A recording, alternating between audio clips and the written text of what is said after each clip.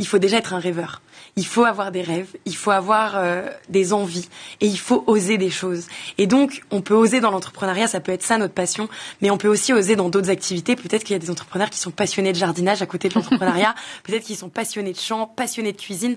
C'est aussi ce qui apporte un certain équilibre de pouvoir se mettre à 100% dans notre travail, mais d'avoir autre chose qui nous passionne et qui nous permet de tenir.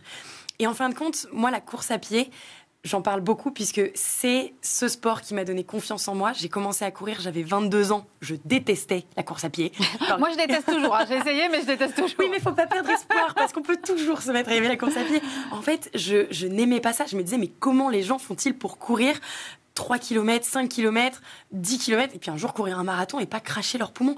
Et donc, je me suis simplement mise à courir, j'ai essayé. Et en fait, c'est là que j'y ai trouvé ce goût en fait de l'effort, de se dire le plus dur c'est de mettre ses baskets, mais en fait quand on va courir, oui, je vais être crue, mais on en gît. Clairement, il y a des moments qui sont super difficiles, mais une fois qu'on a terminé et qu'on a atteint notre objectif, ok, j'étais partie pour courir 5 km, je les ai courus ces 5 km, on se sent bien. Et surtout, moi quand je me suis inscrite à des courses et que j'ai couru mes premiers semis, mes premiers marathons et ensuite mes ultra-trails, en fait, juste d'être capable de me fixer ces objectifs, de passer ces lignes d'arrivée, même si j'ai eu beaucoup de hauts et de bas, notamment pendant un marathon à 42 km, on passe par des émotions incroyables. Forcément.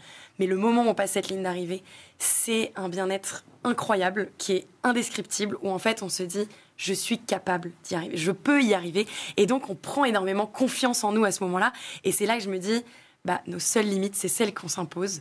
On peut se fixer des objectifs et on peut aller toujours plus loin. Et donc, faire du sport, moi, courir énormément, c'est ce qui m'a donné confiance en moi et c'est ce qui m'a fait réaliser à quel point je suis capable de me fixer des objectifs, du coup professionnels, atteignables, mais toujours plus élevés. Et en fait, je pourrais toujours aller plus loin comme ça parce que je vais avoir mon plan d'entraînement, je vais avoir mon plan pour l'atteindre, comme en sport, et finalement, je vais atteindre ces objectifs-là.